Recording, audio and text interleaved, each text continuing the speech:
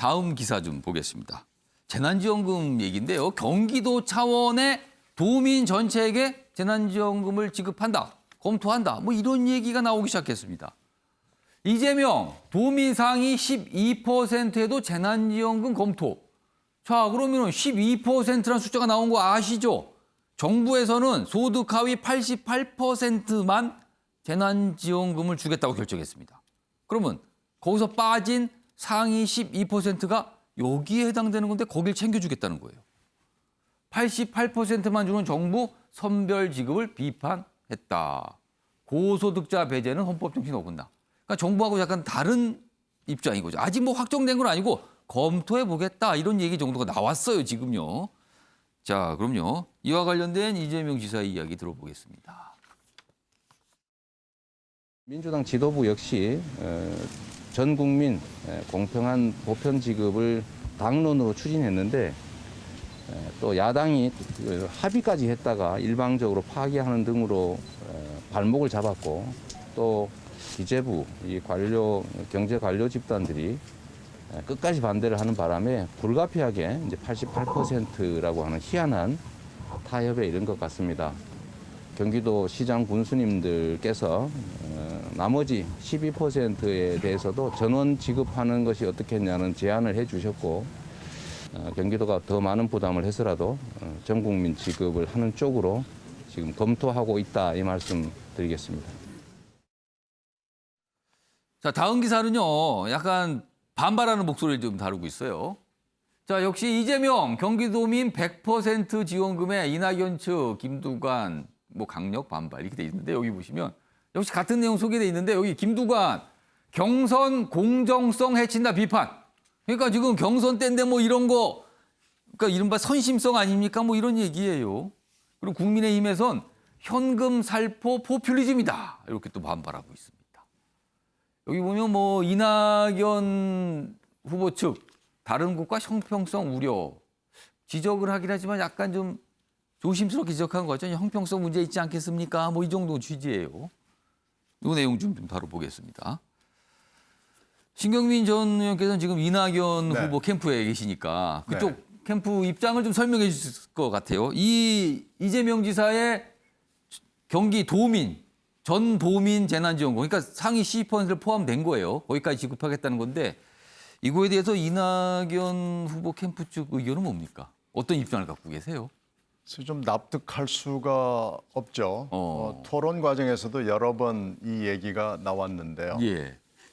이재명 지사는 굉장히 독특한 그 세계관 내지는 이 국정관을 가지고 있습니다. 그래서 고소득자를 차별하는 거, 배제하는 것은 안 된다. 그렇죠. 아까도 기사에 소개가 됐어요. 계속 그 얘기를 하는 거예요. 예. 그래서 차별과 배제라는 단어는 가난한 사람들, 힘이 없는 사람들을 위한 단어인데 예. 그 단어를 고소득자의 대비를 하는 거죠. 그래서 고소득자를 하여튼 어떻게든지 똑같은 대우를 해줘야 된다. 예. 그래서 이게 아마 기본소득의 구상하고 맞아떨어지는 것을 그렇게 설명을 하는 것으로 보입니다. 그런데 어느 나라 역사를 들여다봐도 고소득자를 차별한다라는 개념은 없거든요. 그리고 복지라는 개념을 우리가 인류가 차용한 이래 예. 이렇게 접근하는 분은 거의 예를 찾아보기 어렵다. 이 도대체 어느 나라 얘기를 하는 거냐라는 예. 얘기를 계속해도 듣질 않습니다.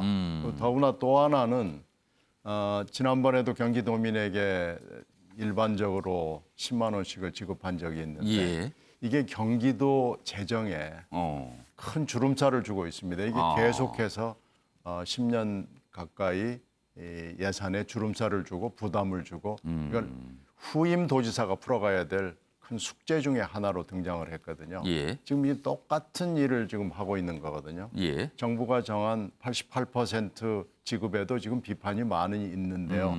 여기다 더해서 100%를 하겠다 그러면 이건 경기도 재정으로 감당을 해야 예. 되는 문제가 있어서 지금 일부 기초지방자치단체장들이 반발을 하고 지금 이런 상황이거든요. 예. 그러니까 지금 납득할 수 없는 일을 하고 있는 겁니다. 그러니까 경기도 예산으로 선심을 쓴다, 선거운동을 한다 이런 비판에 직면하고 있습니다. 그러니까 신경미 전 의원께서는 이낙연 후보 캠프에 계시니까 이낙연 후보의 전체적인 분위기나 입장은 이런 거다 이렇게 이해하면 되겠고요. 균형을 맞추는 차원에서 이재명 지사 쪽 설명을 좀 더 소개해 드릴게요. 여기 한겨레 기사 좀 보겠습니다. 이쪽 좀 잡아주시기 바랍니다. 그러니까 고소득자인데 왜 자꾸 지원하렵니까? 뭐 이런 질문을 받을 때마다 반복적으로 하는 말이에요. 세금을 더 많이 낸 고소득자를 국가정책 혜택에서 배제하는 건 민주 원리나 헌법 정신에 반한다. 일단 이런 주장을 합니다. 그리고 아래로 가겠습니다. 80%에 25만 원 지급하는 거나 전원에게 20만 원 지급하는 거나 국가 재정상으로는 아무런 영향이 없는데 굳이 이런 식으로 차별하는 거 국가 통합에 바람직하지 않다. 약간 이런 주장입니다. 그러니까 입장이 이렇게 나왔어요. 시청자 여러분께서는 양쪽 입장 좀 들으신 겁니다. 하나는 글로 보고 하나는 신경미 의원의 설명을 좀 들어보셨습니다. 자, 이번엔 제1야당인 국민의힘 입장 좀 들어보겠습니다. 윤기찬 변호사, 이 사안 어떻게 보셨습니까?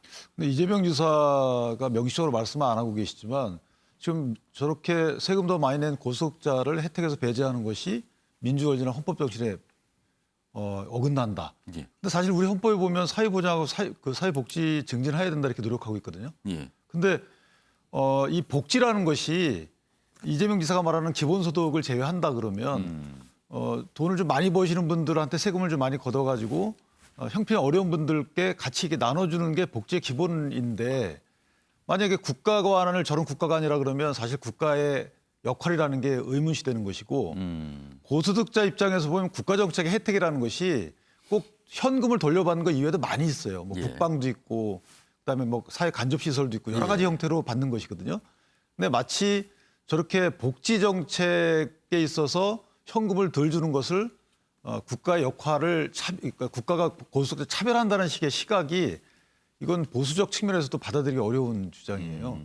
그리고 또 하나는 이재명 지사가 여태까지 했던 주장들이 예. 정부 정책과 반대되는 의견을 제시할 그런 권리는 있다. 예. 근데 그것이 만약 채택되지 않으면 그냥 따르겠다라는 취지의 주장을 많이 해오셨단 말이죠. 예.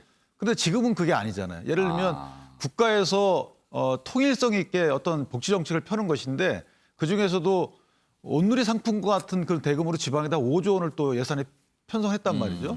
그다음에 경기도의 재정의 한 37%인가 아마 국가 자금으로 저는 알고 있는데 예. 그러면 이건 어떻게 보면 지역적 차별 형태 아니냐. 어디에 사는지에 따라서 좀 더 받는 개념 예. 아니겠나.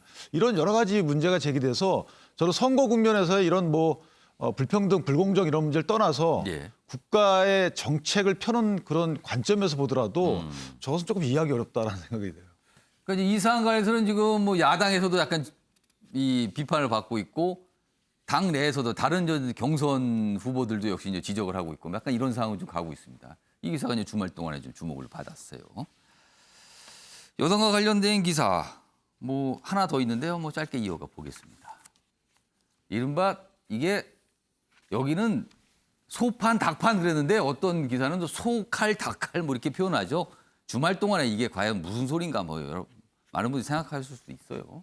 이틀 만에 사라진 민주 원팀 협약. 그렇습니다. 얼마 전에 원팀 우리 공정하게 경쟁합시다 약속했죠. 그런데 이재명, 이낙연 소판, 닭판 난타전이다. 소판, 닭판. 그러자 정세균 후보 이거 심한 막말이다. 국민들 보기에 민망하다. 김두관 인기보다 국민 살피는 진심 필요합니다. 그만 싸우세요. 뭐 이런 거죠 지금 취지는요. 다음 화면이 있는데요. 좀 보겠습니다. 약간 좀 험악하게 가는 분위기가 있습니다 지금요. 여기 보면 이재명 캠프 대변인 당대표라는 자리도 소 잡는 칼 쓰는 자리 정도로 될 것이다. 서울시장 소와 부산시장 소를 빼앗긴 분. 그러니까 소칼 뭐 이러니까 그래서 뭐 소는 잘 잡으셨어요? 뭐 이런 거예요 지금. 어떻게 보면 굉장한 비판이죠. 하나 더 보겠습니다. 빵점은 좀 과한 표현이지만 빵점 얘기를 꺼냅니다. 이낙연 후보에 관해서. 무능한 당대표 이런 표현을 씁니다 지금. 좀 험악해 지죠. 다음 보겠습니다. 다음은 이낙연 캠프 정무실장 얘기입니다. 이 지사는 어떤 근거로 공약의 96% 달성했다고 하나 분식회계 못지않은 분식 실적 분식 후보다. 분식 후보라고 또 했습니다. 표현이 단어만 놓고 보면 별거 아닌 거 보이지만 전체를 보면 굉장히 거칩니다 지금요. 자, 윤경호 의원님. 이게 난타전이 그치질 않네요. 누워서 침 뱉게 하는 거죠. 그러니까 당내 경선이긴 하지만 예. 그러니까 이재명 지사 입장에서는 이낙연 대표를 향해서 당대표 시절에 당신 한 게 뭐 있냐. 또 한 발 더 나가면 총리했을 때 별로 기억나는 거 하나도 없다. 아마 이 얘기 할 거예요. 그게 이제 반박하기를 그러면 지금 지사하면서 이것저것 다 했다고 그러는데 뭐 다 할 수 있다고 얘기하는데 그거 다 뻥튀기다. 이거잖아요. 근데 저는 이제 여당 내에 두 유력 주자 간에 주고받는 이 공방, 제가 아까 누워서 침 뱉기라고 얘기했는데 결과적으로는 집권당, 여당 그리고 집권 세력, 지금 문재인 대통령 한테까지 가는 거예요. 결국 이게 아무리 여권이지만 다음 정권으로 가기 위해서는 현재의 집권당에게 과연 누가 언제 어떤 방식으로 총을 쏠 거냐. 쉽게 말하면 지금 문재인 대통령을 밟고 넘어가는 거에 누가 먼저 개시를 할 거냐. 전 이게 이제 앞으로 선거의 관건이라고 봤거든요. 왜냐 친문 세력이라고 하는 아주 적극적인 옹호층이 있고 예. 그다음에 뭐 숫자상으로 나타납니다만 지지율이 문 대통령 지지율이 40% 이렇게 된다면서요. 그런 상황에서는 문재인 대통령을 공격하는 순간 오히려 역풍을 맞을 수 있습니다. 예. 그러나 이런 당 대표 시절에 당신 뭐 했느냐라는 식의 공격은 그 문 대통령을 밟고 넘어가기라는 큰 전략의 한 시작쯤 되지 않을까. 제가 보기엔. 예. 여권 내의 싸움이고 경선이지만 이런 식의 공격은 앞으로 상당 부분 더 격화되지 않을까 저는 그렇게 보입니다. 근데 이게 결과적으로 누가 침뱉기가 될지 예. 아니면 이렇게 투명한 공격이 이게 흔히 말하는 가운데 있는 쪽을 끌어오는 게 될지 그거는 뭐 자신할 수 없는 거죠. 최영철 편집위원. 사실 8월 한 달이 경선 일정이 없는 거예요, 공식적으로. 뭐 토론 정도만 잡혀 있지만. 이거 더 심해지는 겁니까? 왜냐하면 심해질 수밖에 없는 구조가 만들어졌죠. 이낙연 후보가 별로 따라오지 못할 것 같더니만 굉장히 지금 열심히 따라 붙고 있단 말이죠. 특히 호남에서 지지율이 거의 박빙까지 가 있습니다, 지금. 호남에서 이낙연 후보가 이재명 지사를 거의 뭐 코앞에까지 쫓아갔습니다. 예. 그렇기 때문에 이재명 지사 입장에서 불안한 것이고 이낙연 후보 입장에서는 조금만 한 방만 먹이면 바로 갈 것 같은데. 조금만 더 하면 된다. 그렇습니다. 한 방만 먹이면 가는데 이런 생각이 들기 때문에 서로 뭐 저렇게 세게 나갈 수밖에 없는 것이죠. 가릴 때가 아니다 이거죠. 그렇습니다. 2007년 뭐 이명박, 박근혜 세게 붙었을 때처럼 뭐 상대방의 뭐 화장실까지 다 뒤집을 그런 수준으로 갈 수밖에 없는 것이죠. 그렇기 때문에 저는 이렇게 간다면 누가 유리할 것이냐. 저는 이낙연 후보가 맹추격을 할 거라고 봅니다. 아, 이렇게 가면은 그렇습니다. 아무래도 이재명 지사가 약점이 많거든요. 지금 어느 정도까지 약점을 들출지는 모르겠지만 약점을 최대한 들추는 전략으로 만약 이낙연 후보가 간다면 예. 이재명 지사의 지지율이 조금 추락할 수밖에 없다.